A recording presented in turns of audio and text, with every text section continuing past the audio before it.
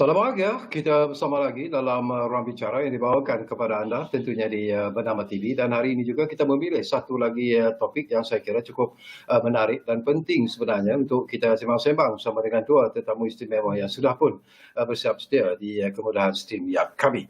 Dan topik yang kita pilih hari ini di Ruang Bicara ialah memperkasa wanita di Parlimen. Ini merupakan satu topik yang sememangnya cukup menarik bagi saya sekurang-kurangnya, dan kita mengharapkan juga anda juga mungkin menumpukan perhatian kepada perkara-perkara yang akan dibangkitkan berkaitan dengan topik ini. Baiklah, dua tetamu yang sudah pun bersiap sedia, kita ingin mengucapkan jutaan terima kasih terlebih dahulu kepada Yang Berhormat Datuk Suraya Yaakob yang merupakan Exco Kerja Raya, Tenaga, Bekalan dan Sumber Air dan Pengairan dan Saliran Negeri Kedah, dan beliau juga merupakan adun Sungai Tiang. Jadi Assalamualaikum Datuk. Waalaikumsalam. Dapat dengar suara saya dengan jelas tu ya? Jelas sekali. Alhamdulillah. Kedah macam mana terlebih dahulu? Bila kita bercakap tentang jangkitan ataupun pandemik COVID-19, apakah dalam keadaan terkawal sebenarnya ketika ini? Agak tinggi. Agak tinggi lah. Walau bagaimanapun kita berharap dengan proses buat swapping agak mega ini dapat membantu untuk meletakkan kluster itu dengan lebih yang baik lah. Jadi menjaga kesihatan awam untuk orang lain. Betul. Baik. Jadi kalau tinggi itu maksudnya kita sedang buat swapping yang agak tinggi lah jumlahnya. Ya, betul. Okey, seorang lagi tetamu yang akan berada bersama kita, Datuk ya. Kita juga ingin mengucapkan selamat datang dan juga mengucapkan terima kasih kepada yang berbahagia Dr. Santesh Kumasanga, iaitu pengarah program Parlimen Wanita Muda. Jadi Doktor, apa khabar? Khabar baik, sihat. Sihat ya. Itulah nampak berseri-seri wajah Santesh sebenarnya. Baik, ini satu topik yang saya kira cukup penting sebenarnya. Dan sebelum kita bercakap tentang program Parlimen Wanita Muda ini, barangkali menarik jugalah kalau kita dapatkan dulu pandangan daripada seorang ahli politik, kerana ia berkaitan dengan politik sebenarnya, iaitu tentang program Parlimen Wanita Muda. Barangkali Datuk, kita bercakap tentang apa yang selalu disebut iaitu dasar wanita negara, dan kita meletakkan satu matlamat yang cukup tinggi sebenarnya, iaitu kita mengharapkan bahawa mungkin dalam masa 30 tahun ini kita mencapai kepada satu kedudukan di mana memastikan bahawa pandangan dan suara wanita itu diterima pakai dalam proses membuat keputusan pada semua peringkat. Dan setakat ini, apakah Datuk merasakan bahawa matlamat itu telah pun kita capai, kalaupun tidak sepenuh yang diharapkan? Tetapi apakah Datuk melihat bahawa masih lagi ada kelemahan dan kelompongan yang perlu diberi perhatian, Datuk? Terima kasih Encik Syakawi Jirim yang sudi menjemput saya, dan juga kepada Bernama TV yang membuatkan ruang untuk wakil rakyat wanita berada dalam platform ini. Dasar Wanita Negara ini adalah sambungan kepada Dasar Wanita Negara yang digubal pada tahun 1989 dan telah mengambil kira mengenai isu peluang, cabaran dan persekitaran masa kini dan pada masa akan datanglah. Pada 1989 itu dikira juga pada masa akan datang. Dan adakah ia berjaya selepas 30 tahun?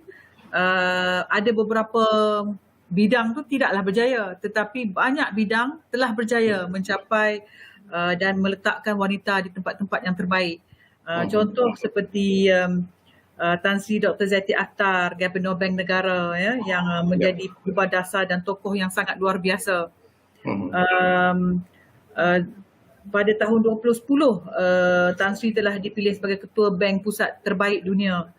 CEO AirAsia ada Irene Omar ya, yang menjadi antara 25 wanita yang terpengaruh dalam membuat keputusan. Dan juga dalam politik kita ada Datuk Seri Azalina, Datuk Seri Dr. Wan Azizah, Wabi Nurul Izzah. Saya sendiri. Betul. Ya. Kalau tak ada dasar 1989 tu mungkin saya pun tak ada peluang berada di sini. A lot of us take a lot of granted lah. Take things for granted. Yang things can happen on its own. tapi Ya. banyak perkara-perkara dilakukan dengan menggubal dasar untuk merangkumkan beberapa perkara. Jadi tetapi kalau kita lihat statistik women empowerment in selected domain, Ya. dalam bidang politik itu Malaysia masih duduk dalam skor yang terendah, 10.8%.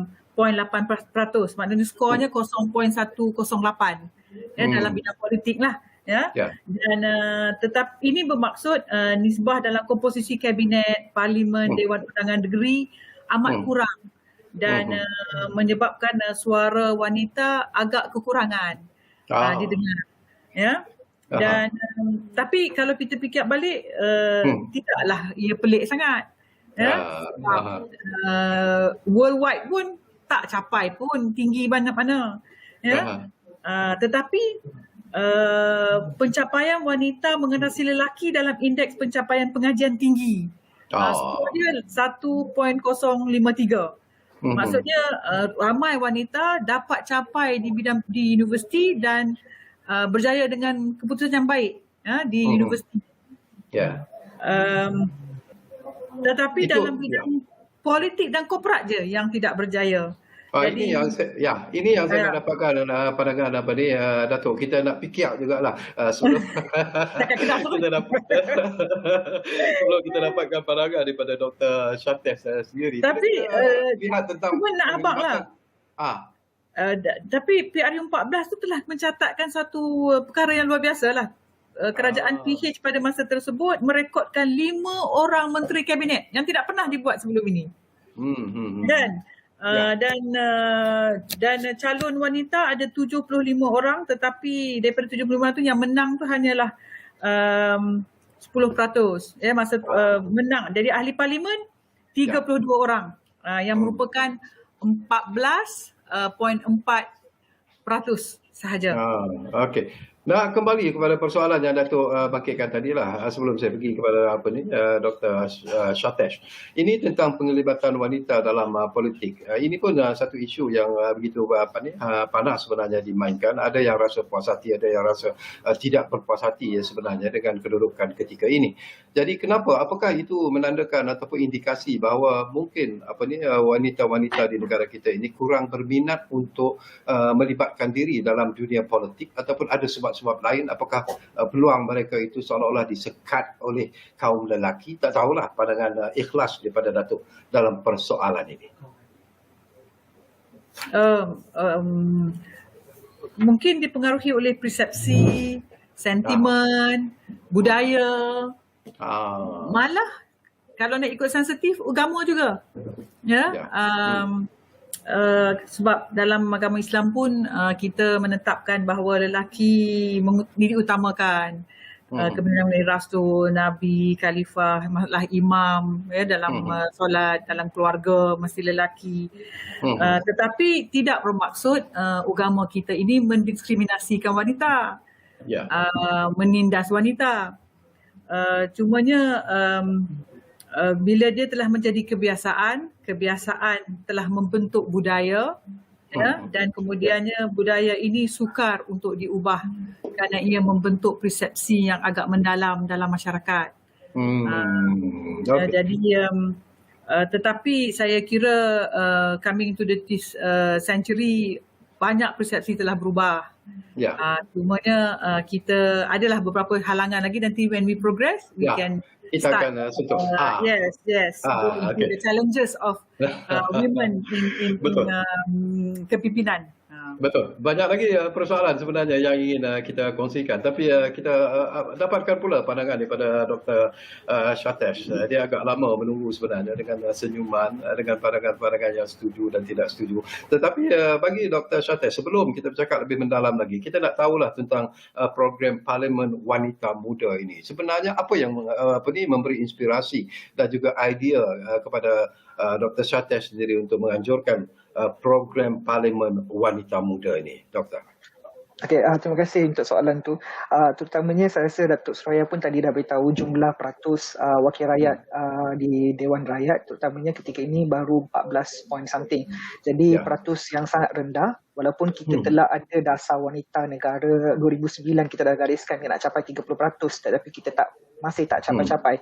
Jadi perkara ini yang menjadikan kami untuk melakukan sesuatu bagi meningkatkan pembangkitan wanita dalam politik. Jadi banyak faktor macam Datuk Suraya cakap, minat dari segi kekangan dan halangan daripada banyak sudut. Jadi kami rasakan perlunya ada platform untuk kita mencungkil bakat dan mengketengahkan anak muda, terutama dari kalangan wanita muda dalam satu pentas dan melatih mereka untuk terlibat dalam Parlimen Wanita Muda. Dan Parlimen untuk Wanita Muda kami mengambil masa yang kurang daripada 2 bulan dari segi pelaksanaan dan sebagainya, dan berjaya menghimpunkan seramai 222 orang perwakilan mengikut kawasan Parlimen seperti dalam Dewan Rakyat. Dan uniknya program Parlimen Wanita Muda bukan sahaja meraihkan diversity, malah kami juga mengangkat inclusivity itu sebagai satu agenda dalam pemekasan wanita, di mana terdapat seramai 13 orang pemimpin wanita muda dari kalangan OKU dan dari kalangan warga, dari kalangan orang asli. Dan yang menariknya, pada 14 dan 15 hari bulan nanti akan ada pembahas yang akan membahaskan isu keganasan rumah tangga dan gangguan seksual dari kalangan OKU pendengaran. Malah ini adalah pertama kali di Malaysia kita melihat seorang yang akan membahaskan dan menyampaikan di program seolah-olah dikatakan Parlimen Wanita Muda ni untuk bagi Parlimen Malaysia. Sebab di Britain dan Amerika Syarikat tentu sekalinya pernah ada senator ataupun MP yang OKU pendengaran, dan mereka dibantu oleh jurubahasa isyarat untuk menyampaikan kita ataupun perbahasan ataupun persoalan kepada menteri dan sebagainya. Dan kali ini pertama kali di Malaysia seorang OKU pendengaran akan berbahas di Parlimen. Baik, sebelum saya dapatkan pandangan Datuk dalam soal ini, menarik jugalah kalau kita boleh kongsi bersama dengan Dr. Syatesh sendiri. Kriteria pemilihan terhadap mereka yang dikira sebagai layak untuk berada dalam program Parlimen Wanita Muda ini. Apa kriteria yang dilihat sebenarnya dalam pemilihan mereka? Okey, dari segi kriteria, umur yang kami meletakkan adalah 15 tahun hingga 30 tahun sebab kami nak pastikan benar-benar muda. Kalau atas 30 tu dah kira macam dah over age lah kan sikit kan. Jadi betul-betul muda, jadi 15 hingga 30 tahun. Dan kami juga ada ramai pelajar sekolah yang telah pun terpilih dalam sebagai perwakilan dalam 222 orang. Antara kriteria utama adalah resume, sebab kita melihat penglibatan mereka dari segi aktiviti kurikulum dan penglibatan mereka di peringkat nasional dan peringkat negara dan sebagainya. Dan keduanya berdasarkan esei yang kami minta mereka menulis berkaitan dengan dasar keganasan rumah tangga. So dari situlah kami menilai pandangan dan cadangan yang dikemukakan berkenaan keganasan rumah tangga. Baik, kita kembali semula kepada yang berhormat Datuk Suraya. Barangkali menarik jugalah Datuk ya, sebelum kita pergi lebih mendalam lagi tentang program ini.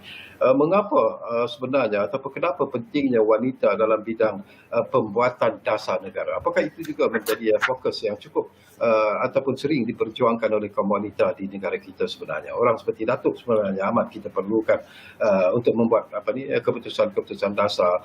Jadi mungkin Datuk boleh kongsi kenapa ia dianggap begitu penting sebenarnya, Datuk? Sebabnya fair representation saja. Dalam Malaysia pun kita ada fair 50-50 wanita dan lelaki. Kalau lagi sikit lah 1% or 1+. Jadi it's about fair representation.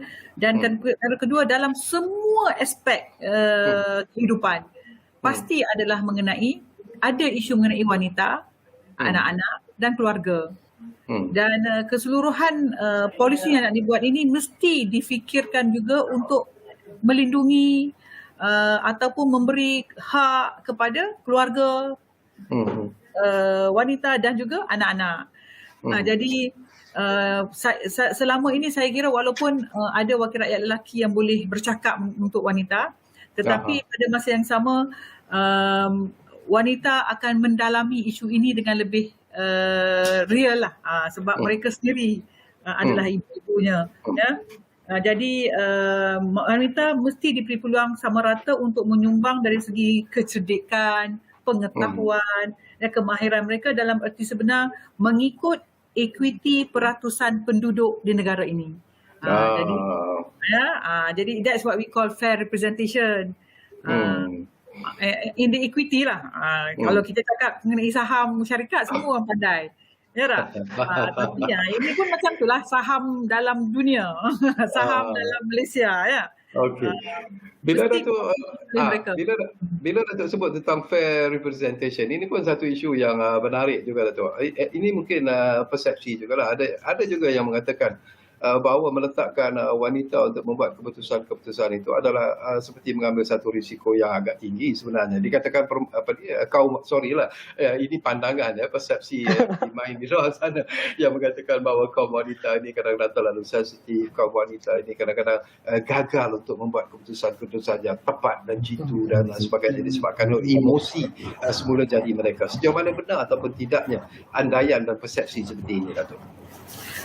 Saya rasa itu hanya alasan. Kalau kita tengok tokoh-tokoh seperti Dr. Zeti, Irene, Irene sendiri menerajui AirAsia dengan begitu baik. Macam mana dia boleh teraju kalau dia ada emosional lah, kalau orang panggil wanita itu emosional. Kan? Kalau kita panggil wanita ini tak pandai matematik, Dr. Zeti takkan dia tak pandai matematik. Ya. Bagi saya semuanya alasan. Wanita boleh membuat dasar dan memikirkan mengenai bukan saja kumpulan wanita tetapi untuk orang lelaki juga. Masalahnya kita selalu terfikir orang lelaki mungkin tidak dapat berfikir untuk wanita. It's not the other way round. But we will always think of the other side. Cantik. Itu saya sebenarnya sangat tambah sikit. Saya setuju dengan YB Suraya cakap. Betul apa yang YB katakan. Selalunya lelaki jarang memikirkan pasal soal wanita, tetapi apabila wanita menjadi seorang pemimpin, mereka memikirkan semua kelompok, lelaki ke, perempuan ke, ataupun kanak-kanak. Sebagai contoh, saya rasa Perdana Menteri New Zealand sendiri berjaya memastikan New Zealand keluar daripada pandemik lebih awal daripada negara-negara yang dipimpin oleh seorang lelaki. Jadi saya rasa wanita sebenarnya mampu lakukan segalanya. Thank you Dr. Satis. Okey, Doktor, sebagai seorang pengarah projek untuk program ini, apakah agenda dalam usaha untuk memberikan satu kedudukan dalam istilah mudah memperkasa wanita pada masa akan datang? Apa yang Dr. Satis confident ataupun yakin bahawa apa yang perlu dilakukan untuk memberi kekuatan dan keyakinan kepada wanita-wanita muda ini sebenarnya? Okey, tentu sekali saya rasa kalau kita baca di social media ataupun atas kertas, objektif program ini mengharus perdanakan wanita dalam politik negara, mencukir bakat, mengetengahkan bakat kepimpinan dan sebagainya. Tetapi itu sekadar objektif. Tetapi tujuan ataupun matlamat utama kami adalah untuk melahirkan lebih ramai lagi calon-calon bagi PRU, tak kira untuk menjadi ahli parlimen ataupun adun dan sebagainya. Dan bagi kami meraihkan inclusivity dan diversity, tidak kira peserta kami pada satu masa akan datang menyertai mana-mana parti politik. So jadinya kami nak menjadi satu platform untuk melahirkan macam kita melahirkan talent. So kami akan jadi talent provider kepada parti-parti. Kalinya sayap-sayap wanita di parti-parti politik Malaysia, mereka rekrut daripada kami untuk jadikan kandidat kami sebagai kandidat mereka mewakili parti. Okey, seperti apa yang Dr. Satis sebut, Datuk, ia tidak akan menjadi seperti begitu mudah seperti apa yang diharapkan. Banyak cabaran macam Datuk sebut tadi. Mungkin ini masanya lah untuk Datuk menerangkan daripada pengalaman Datuk sendiri sebelum terlibat dalam politik. Cabaran-cabaran yang terpaksa dihadapi oleh calon-calon wanita khususnya apabila mereka ingin menceburkan diri dalam politik, ingin menjadi calon dalam pilihan raya dan sebagainya. Apa perkara yang selalu menjadi cabaran dan juga ancaman sebenarnya kepada kedudukan wanita dalam politik ini sebenarnya? Saya rasa banyak cabaran untuk wanita untuk jadi whatever that I'm saying, going to say is about my life, my own personal your perspective own experience. Sebagai wakil saya dah jadi wakil rakyat ingat 20 tahun. Ini merupakan penggal keempat. Walaupun nampak muda, tapi sudah agak lama dalam politik. it's about work balance lah. Saya ingat work-life balance ni sungguh susah kita nak buat. Satu. Keduanya adalah expectation. When you bila kita dapat peluang tersebut, expectation orang tu jauh lebih daripada seorang wakil rakyat lelaki. Contoh simple je. Dah lah kita ni kena buat kerja jauh lebih baik. Pandangan masyarakat kepada keluarga kita pun tinggi. Anak-anak mesti berjaya macam mana, suami siapa, mak ayah siapa. Kesemua itu dilihat sebagai package untuk seorang wakil rakyat perempuan. Tetapi untuk wakil rakyat lelaki, saya rasa tak pernah orang tanya pun. Nak dapat berapa, anak pergi sekolah mana, what's the result, dah lah kita ni ada cabaran untuk that work-life balance tu. Work-life balance, macam contoh, saya pernah bersalin anak semasa dalam menjadi wakil rakyat. Saya rasa ramai kawan-kawan saya juga. Saya rasa ada Puan Sri Bibi, ada beranak dua, Datuk Shahniza pernah beranak dua. Maksudnya lagi banyak sacrifice that we have to do. Thinking about sama ada kita boleh tak menyusu anak full time, can you travel with the children. Saya ingat ada satu kisah mengenai di Jepun, seorang wakil rakyatnya, Yuko Ogata, bawa anak dia menyusu di parlimen, di council session, dan beliau telah dikutuklah dan dikecam. Itu di Jepun. Kalau Malaysia, saya bawa anak saya pergi ke Dewan Undangan Negeri, saya ingat dia kata pencen je lah, jaga anak. Macam tu lah. And yet they will criticize you because you tidak menyusukan anak you. Kita bagi botol susu ke anak.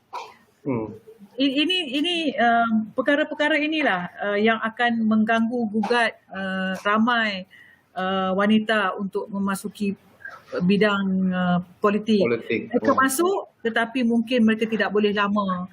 Dan ada yang akan masuk selepas dah agak berumur. Dan jadi jangka hayat dia tidak panjang. Kalau kita nak tunggu anak kita dah masuk sekolah, dah masuk ke asrama, baru kita nak masuk politik, then we have lost our prime.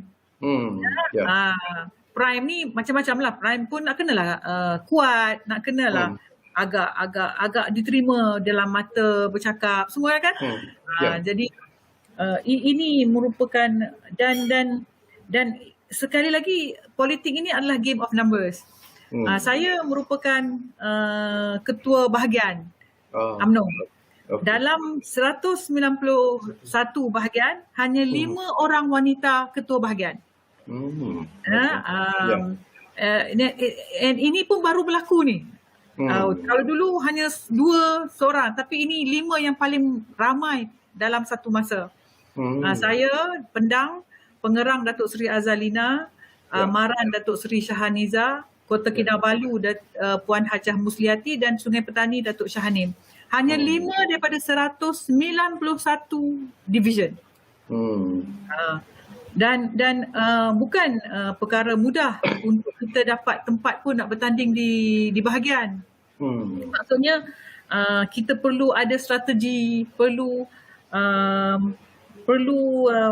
menilai kekuatan. Dia bukan main saya nak tanding lawan, kita akan lawan, melanggar dinding lah macam tu. Saya ingat saya juga pernah bersembang dengan YB Zuraidah mengenai hal ini, dan YB Zuraidah pun cakap kita kena sentiasa berfikir di mana kita boleh menang, apa peluang kita di mana, dan bila peluang kita ambil itu boleh menang atau tidak. Kalau tak menang, jangan ambil peluang itu.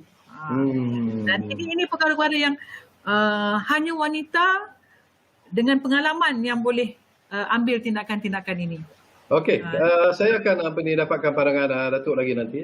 Kita masih lagi ada masa yang agak panjang, tapi sebelum kita berehat, saya nak dapat pandangan daripada Dr. Syatesh Kumar. Daripada pengalaman anda sendiri, Doktor, kita bercakap tentang kesamaan gender. Ini pun masih lagi menjadi satu persoalan ataupun satu isu yang begitu menarik sekali. Jadi apakah anda, Doktor, melihat bahawa untuk mencapai satu kesaksamaan gender itu di Malaysia ketika ini juga masih lagi ada halangan-halangan tertentu sebenarnya? Doktor, apa yang perlu dilakukan?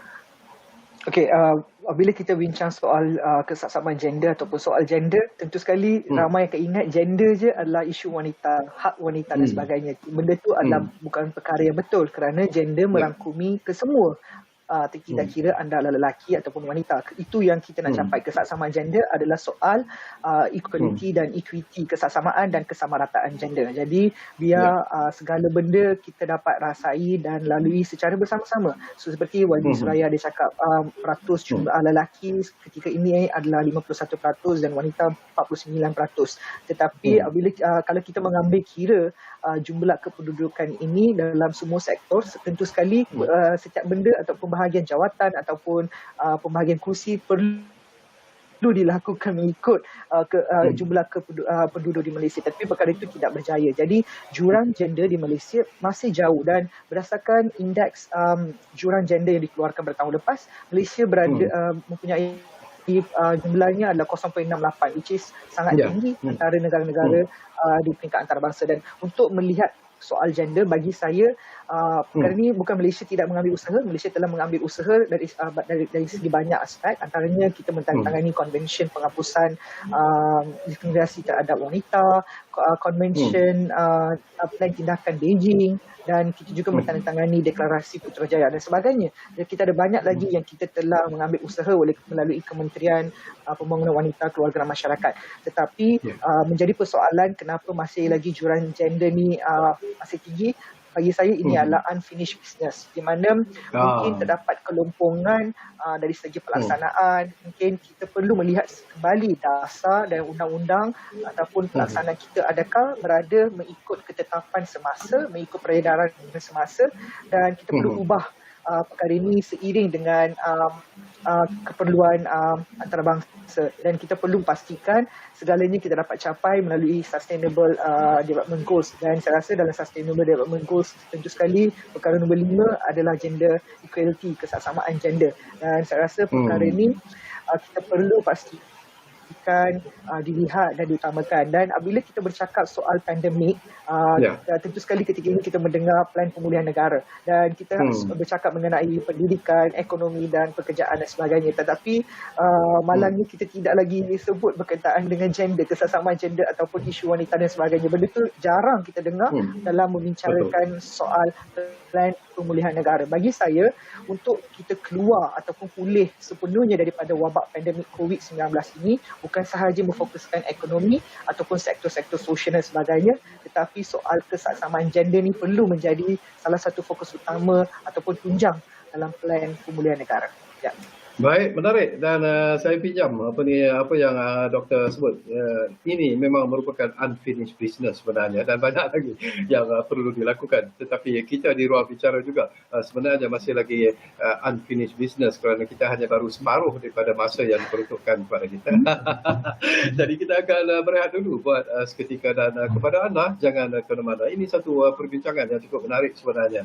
Apa yang dilontarkan oleh kedua-dua tetamu kita adalah merupakan sesuatu yang bagi saya cukup menarik dan berkesan dan perlu diberi perhatian yang serius. Apapun anda, seperti yang saya pesan, jangan ke mana-mana. Kembali semula sebentar saja lagi bersama kami di ruang bicara yang kami bawakan kepada anda. Tentunya mana lagi kalau bukan Benar Mati. Kita jumpa lagi.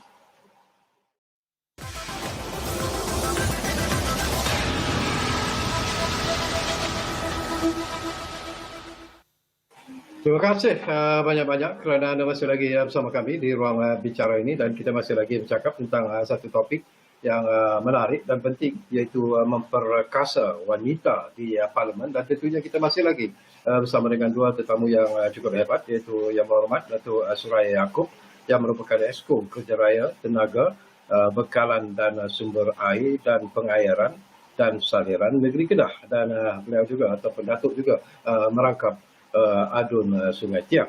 Dan kita juga tentunya masih lagi bersama dengan yang berbahagia Dr. Shantes Kumasangga, iaitu pengarah program Parlimen Wanita Muda. Baik, kita kembali semula dapatkan pandangan daripada Datuk. Kadang-kadang kita ingin juga mengetahui itu, sayap wanita dalam sesuatu parti politik itu juga sebenarnya memainkan peranan yang penting untuk memperjuangkan isu wanita dalam politik ini sebenarnya. Jadi apakah Datuk melihat bahawa mungkin sayap wanita yang sedia ada ini hanya lebih mengikut dan menurut apa yang dibuat, keputusan yang dibuat oleh parti secara keseluruhannya, dan perjuangan mereka untuk membantu wanita dalam isu politik ini mungkin tidak begitu hebat seperti apa yang kita harapkan. Pandangan peribadi daripada Datuk sendiri. Oh, terima kasih. Ini soalan politik lah ni. Dengan parti saya ni. Dalam UMNO kita ada sayap wanita yang kita panggil wanita UMNO, dan baru-baru ini wanita UMNO, ketua wanita UMNO telah dinaikkan statusnya bertaraf timbalan presiden. Ya, ini tidak pernah dibuat, dan ia tidak lagi dipanggil pergerakan wanita, ia dipanggil sebagai wanita UMNO saja. Maksudnya ia diterima dan being acknowledged sebagai satu badan yang cukup tinggi setaraf sebagai timbalan presiden, ya. Dan itu merupakan satu gerakan paling hebatlah yang pernah berlaku, bermaksud parti menerima dan menganggap wanita sangat penting dalam UMNO itu sendiri, dalam institusi UMNO. Dan cumanya dalam UMNO ini belum lagi lah ada naib presiden wanita. Tak samalah macam PKR, ya, YB Zuraidah pernah jadi naib presiden PKR, dan Teresa Kok sendiri pernah jadi Setiausaha Agung DAP, ya. Itu belum lagi. Jadi maksudnya UMNO sedang buat evolution lah, satu tahap ke satu tahap, dan saya percaya level sekali lagi pemilihan adalah wanita dalam level naib presiden tersebut. Okay. Sama ada suara wanita didengari oleh presiden, pastinya. Kalau keahlian wanita itu paling ramai adalah dalam parti UMNO itu datang pada wanita, pastinya ia memberi tekanan yang hebatlah kepada presiden untuk mendengar. Cuma mengenai calon sajalah yang mungkin ada masalah untuk diberikan, kerana ianya akan ada, macam kita lah, is always a game of numbers. Kalau kita bagi calon kata ni kata orang lelaki, Okay. Bagi calon sampai 100 tapi menang 50, rugilah. Because the party needs to win. It has to be winnable candidate. Okay. Winnable candidate maksudnya wanita tersebut bukan saja dapat tempat yang boleh menang. Ni banyak lelaki bagi tempat yang kalah. Tempat yang agak-agak nak kalah dia bagi kat perempuan. Kalah lah. Agak nak kalah. Kan? Jadi it's not about just winnable candidate, it must be a winnable position. Kan? Jadi it has to be fair to women candidate as well. It has to be tempat yang memang ada boleh menang, ada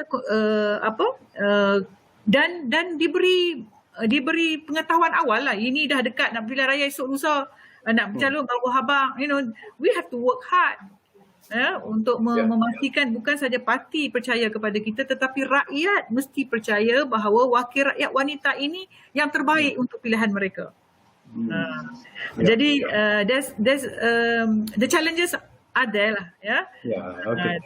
Saya rasa nanti saya dapatkan pandangan Datuk lagi. Kembali semula kepada Dr. Syates. Ini pun satu isu yang penting.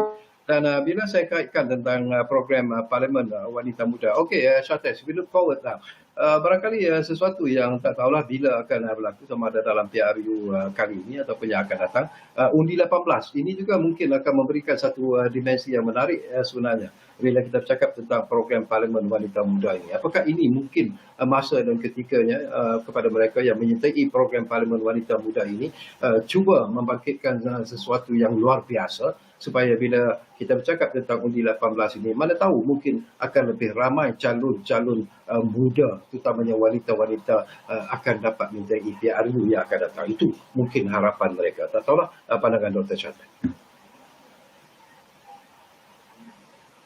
Halo Doktor. Mungkin tak dapat dengar. Ada masalah sedikit dengan talian yang kita gunakan sekarang ini. Apakah doktor dapat mendengar ataupun Datuk dapat mendengar tak suara saya tadi, soalan saya tadi? Saya dapat dengar. Mungkin Datuk jawab dululah. Mungkin Dr. Syates agaknya hadapi masalah sedikit dengan talian Tapi beliau. saya tak bertangkap soalan jap. Ini Mengenai katalah pelaksanaan undi 18 ini dilaksanakan dalam PRU yang akan datang. Apakah ini sebenarnya memberi satu harapan ataupun dimensi yang lebih menarik sebenarnya kepada wanita-wanita muda untuk melibatkan diri dalam politik ketika ini, dan dengan harapan bahawa mereka mungkin akan dapat menjadi calon dalam PRU yang akan datang. Kita tak tahu bila lah. Itu sesuatu yang menarik juga. Ya. Sangat menarik. Tetapi ada risiko yang sangat besar kepada parti seperti UMNO lah juga. Ini kita kena cakap mengenai real thing, ya, ada risiko. Dan ia mungkin akan mengagihkan undi-undi itu sampai siapa pun akan jadi ketidakstabilan juga. Sebab kita tak tahu how far orang 18 tahun ini berfikiran proaktif. Kemungkinan mereka hanya anti-establishment, ya. Jadi pecahan undi-undi ini mungkin akan membuatkan lebih ramai semua parti tinggal kecil-kecil je. Sikit-sikit je undi. Dan tidak ada parti yang dominan. Ini pun juga akan memberi kesan kepada kestabilan negara, tetapi on fair representation mungkin ia lebih baik. Kan? Sebab it represent another level of voters. Jadi mungkin Dr. Syates boleh... Dr. Syates mungkin sudah dapat menerima suara saya dengan jelas, dan kami juga nak mendengar suara Dr. Syates. Kita bercakap tentang sekiranya lah pelaksanaan undi 18 ini dilaksanakan dalam PRU yang akan datang. Apakah melalui program Parlimen Wanita Muda ini mungkin akan memberi satu ruang dan juga peluang kepada mereka untuk membina ataupun menghasilkan bakat-bakat mereka dalam arena politik sebenarnya? Tentu sekali betul, pelaksanaan undi 18 jika berjaya dilaksanakan sebelum PRU 15 ni akan membuka ruang terutamanya kepada, bukan sahaja kepada wanita muda, malah kepada belia untuk turut serta dalam politik. Sebab kalau kita melihat jumlah wanita masih rendah dan jumlah belia juga masih rendah dalam Dewan Rakyat ataupun Dewan Negara. Saya rasakan undi 18 ini akan tentu sekali memberi ruang untuk kita meningkatkan pembabitan wanita dalam politik dan memperbaiki indeks gender di peringkat global dan sebagainya. Tapi saya juga nak dapat pandangan Dr. Syates lah tentang program Parlimen Wanita Muda ini. Apa lagi perkara yang akan dibangkitkan ataupun dimainkan semasa program ini supaya ianya dapat memberi semacam satu ilmu yang mungkin tidak mereka perolehi di luar sana, tetapi akan mereka dapat melalui program ini. Program persidangan Parlimen Wanita Muda bukan sahaja sekadar persidangan yang akan berlangsung pada 14 dan 15 Ogos, tetapi kita telah mengisi jadual mereka dengan pelbagai program pre-event. So antaranya adalah sesi mentoring. Kita mengenal pasti seramai 11 orang mentor dari kalangan MP, Senator dan ADUN. Datuk Suraya salah seorang mentor kami dalam Parlimen Wanita Muda. So ini untuk mereka kongsikan, melatih peserta kami berkenaan dengan pembesaran, berkenaan dengan RUU dan segala berkaitan dengan ahli-ehwal Parlimen. Dan keduanya kita juga sediakan bengkel persediaan yang dilaksanakan oleh Reform Malaysia untuk kita benar-benar mengajar mereka prosedur macam mana satu-satunya rang undang-undang diluluskan di peringkat Parlimen, dan kita juga mengajar mereka everything seperti seorang ahli Parlimen apabila mereka undergo kursus untuk menjadi seorang ahli Parlimen ataupun selepas jadi ahli Parlimen di Dewan Rakyat nanti.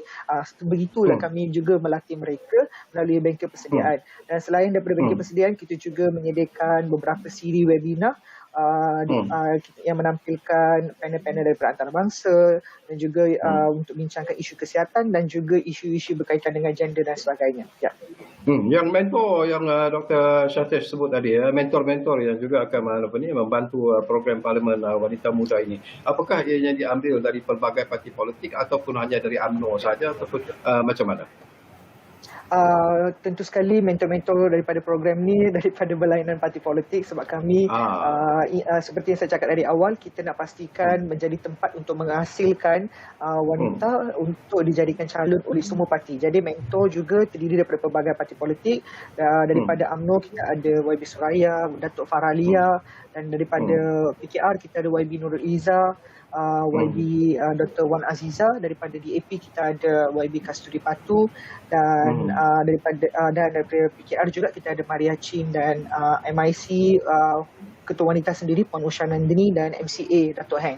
Jadi kita memang dan kita juga ada daripada Bersatu Datuk Mas Yemiati. Jadi memang kita merangkumi semua parti. Ini adalah satu usaha bipartisan untuk kita pastikan kita tak politik sentrik sangat, dan kita nak fokuskan pembekasaan wanita.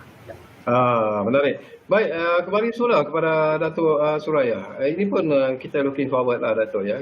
Ini hanya andaian dan pandangan kita lah. Kalaulah PRU yang PRU 15 akan berlangsung nanti, ada juga pandangan dan juga pendapat yang mengatakan udah yang dah tua besar lah, bagilah kepada generasi muda. Bukanlah saya nak kata Datuk tua, tak. Datuk masih lagi muda sebenarnya. Tapi apakah Datuk melihat bahawa itu satu perkara yang perlu dilihat oleh secara serius oleh parti-parti politik? Masanya sudah sampai kerana senario politik sudah pun kita anggap sebagai berubah, cabarannya semakin hebat. Jadi mungkin juga generasi muda, calon-calon muda harus diketengahkan dalam PRU yang akan datang nanti. Okay, fair question. Memang kita harap ada ramai orang muda yang akan diketengahkan. Setiap pilihan raya, itulah sayap pemuda, sayap puteri akan menyuarakan keinginan ataupun kebolehan mereka untuk diketengahkan ya. Tapi setiap masa ia juga mestilah winnable. Macam kita katalah, letak tapi kalah hangus juga. Tetapi saya pernah tanya dan bersembang dengan Tunku Razali, Parlimen Gua Muslim. Macam mana dia boleh menang berapa dah, 11 pilihan raya saya rasa, 11 election. Tetapi dia bijak kerana don dia sentiasa ubah orang muda untuk dalam don dia. Ada orang muda, ada orang pertengahan, ada dia. Sebab undi-undi ini akan dirangkumkan untuk mengundi dia juga. Jadi itulah kebijaksanaan pemimpin sebenarnya. Whoever lead a division, dia mesti boleh buat penilaian mengikut numbers of pengundi dia. Berapa orang muda, berapa orang yang pertengahan ya, supaya akhir ini adalah mengenai menang. Untuk menang. Ya, dan untuk menang, untuk tubuhkan kerajaan. Perkara-perkara ini mesti ada dalam pemikiran seorang ketua semalam nak buat keputusan. Jadi kalau ada orang muda, nanti undi muda itu dapat dan dapat juga kepada dia ya. Jadi memang kita sangat gembira kalau orang muda dapat diketengahkan, tetapi pada masa yang sama ia mestilah yang boleh memenangkan parti dalam pilihan raya tersebut.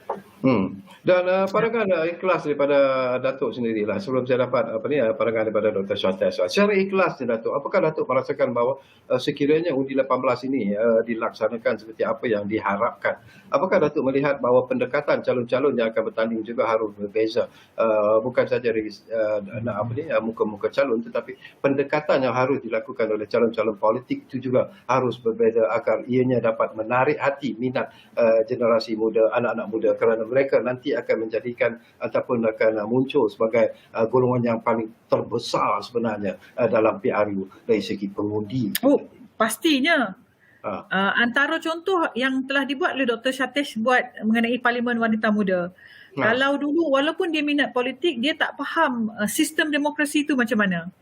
Jadi ini pun dah buat penetration bahawa ada kumpulan yang memahami bahawa mereka boleh dan patut participate dalam sistem demokrasi Malaysia. Macam itulah juga dengan umur 18 tahun. Walaupun kita ada parlimen belia, tapi saya rasa penglibatannya tidak sehebat parlimen wanita ini. I congratulate Dr. Shantes lah Jadi mungkin juga di penghujung ni Dr. Shartes, ialah tentu anda gembira dengan apa yang disebut oleh Datuk Suraya. Harapan yang tersirat dalam hati anda sendirilah tersurat, dan juga harapan yang tersirat nanti daripada program Parlimen Wanita Muda ini. Apa yang anda harapkan? Apa yang anda mahukan sebenarnya dari program Parlimen Wanita Muda? Okey, sebelum saya jawab soalan itu, saya nak tambah sikit.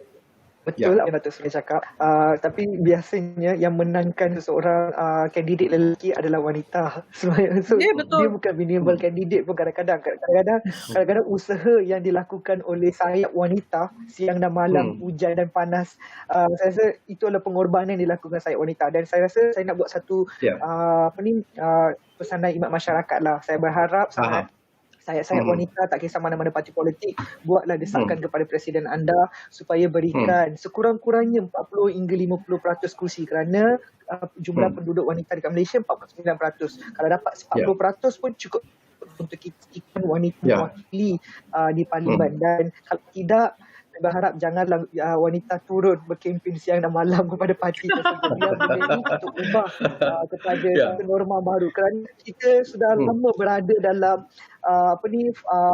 traditional method yang lama, kita ikut je. Jadi perubahan harus dilakukan secara drastik dan agresif kalau kita benar-benar mahukan wakil rakyat dari kalangan wanita di parlimen. Dan berkenaan dengan hasrat Parlimen Wanita Muda, tentu sekali saya ingin melihat kita dapat membaiki gender gap punya peratus supaya Malaysia berada di tangga yang lebih baik daripada sebelum-sebelum ini, dan kita dapat melahirkan lebih ramai lagi wanita untuk menjadi wakil rakyat. Dan saya berharap PRU 15 ini supaya menjadi PRU yang ideal untuk kita mewujudkan Malaysia yang benar-benar mengangkat suara wanita mengikut realiti dan norma baru. Okey, menarik. Terima kasih banyak-banyak Dr. Shartes. Satu harapan yang tidak mustahil sebenarnya untuk dijadikan sebagai kenyataan. Baik, kita hampir-hampir di penghujung Datuk Suraya, tak ada banyak masa lagi yang tinggal. Saya nak bercakap mungkin ialah ini pun isu politik lah, yang apa yang sedang berlaku sekarang ini. Kita sedang menghadapi pandemik COVID-19, kita sedang menghadapi situasi ekonomi yang begitu mencabar ketika ini, dan kita tahu rakyat tak kiralah di peringkat mana pun cukup gelisah sebenarnya, dan anak-anak muda juga menjadi semakin confused sebenarnya dengan senario politik yang berlaku ketika ini di dalam negara kita. Jadi mungkin nasihat Datuk sendiri sebagai seorang ahli politik yang berpengalaman, apakah perlu sebenarnya kita meredakan dulu ketegangan politik yang berlaku ketika ini, dan mungkin juga satu gencatan politik perlu diadakan bagi membolehkan kita betul-betul menumpukan perhatian ke arah menentang COVID-19 dan juga membangunkan semula ekonomi negara yang begitu tercabar ketika ini. Pandangan ikhlas daripada Datuk. Saya berpandangan kita dah bagi masa lebih daripada 500 hari kepada kerajaan yang sama untuk menangani masalah pandemik COVID-19. Malah dalam pada 500 hari lebih ini, kes bertambah. SOP tak berubah. Ada kemungkinan disebabkan tidak kestabilan kerajaan inilah yang tidak memungkinkan kita menyelesaikan masalah COVID-19. Sedangkan negara-negara lain telah dapat menanganinya. Jadi ini bukan mengenai this is demokrasi. Demokrasi maksudnya boleh memungkinkan kita untuk mendapatkan kestabilan kerajaan. Dan kestabilan kerajaan ini boleh dicapai kalau ahli parlimen melihat kembali kestabilan kerajaan itu. Kalau nak kata sekarang ni, kita bukan nak buat pilihan raya sekarang. Kita hanya nak lihat kestabilan itu kembali. Kenapa dia tidak stabil? Kenapa keputusan tidak dapat dibuat untuk menangani COVID-19 dengan lebih baik? Semua benda ni agak menggusarkan. Kalau kita kata kita gusar, memang kita gusar. Saya pun gusar kan. Jadi but the system demokrasi kita mesti berpegang kepada perlembagaan. Perlembagaan kata tidak stabil. Jadi ini yang kita lakukan. Tapi apapun, ia tidak melibatkan kita semua. Ia hanya melibatkan ahli-ahli parlimen sahaja. Jadi orang lain stay back, duduk senang-senang, jaga kopi masing-masing. Let the MPs to decide. Because they have all the prerogative to decide. Orang Sungai Tiam tak ada masalah pun kan? Tak ada masalah. Kedah, negara semua tak ada masalah. Kita sahkan dulu di dalam parlimen, kan? Tapi apa pun, saya nak puji lagi lah Dr. Shatish. Saya menjadi mentor untuk kumpulan 20 orang wanita yang sungguh hebat daripada umur 16 tahun sampai 27 tahun. Saya punya mentee ya. Daripada umur 16 tahun wanita tersebut hingga ada, dan saya berjumpa mereka dah 2 kali dalam sesi online, dan saya sungguh impressed bahawa Malaysia telah dapat melahirkan begitu ramai wanita-wanita yang cukup berkaliber. As young as 16 years old, she can talk very well, and possibly mereka semua berminat dalam politik. Cuma nasihat saya adalah mereka perlu cari vessel yang sama dengan perjuangan mereka. Dalam politik, to be where you are, you have to find your belief in your vessel. Saya sebelum saya decide masuk UMNO, saya bukan dilahir dalam keluarga UMNO, bukanlah everyone born to be where you want to be. Yes. Tetapi saya pilih dan buat kajian parti mana yang patut saya sertai, yang sama dengan semangat juang saya. Apa yang saya nak capai. Parti mana. Jadi vessel tu lah. You have to find your vessel. You cannot be good if you're alone. You have to find a vessel. And if they believe the vessel is NGO, follow the NGO, because NGO is very strong now in Malaysia. NGO can and help to decide certain policy. Jadi itu juga satu perkara yang menarik yang mereka perlu fikirkan dalam pengalaman ini. Baik, terima kasih banyak-banyak kepada Yang Berhormat Datuk Suraya Yaakob, dan tentunya terima kasih kepada Dr. Santesh Kumar kerana sudi bersama kita di ruang bicara ini. Dan Dr. Santesh, I think you made the right choice sebenarnya, melantik Datuk Suraya sebagai salah seorang mentor dalam program Parlimen Wanita Muda ini. Dan saya sendiri pun enjoy sebenarnya sembang-sembang bersama dengan Datuk Suraya. Jadi Datuk, this is not going to be the first and the last lah ya. Mungkin dalam masa-masa yang akan datang kita dapat bersama lagi dalam ruang bicara bercakap tentang politik tanah air misalnya.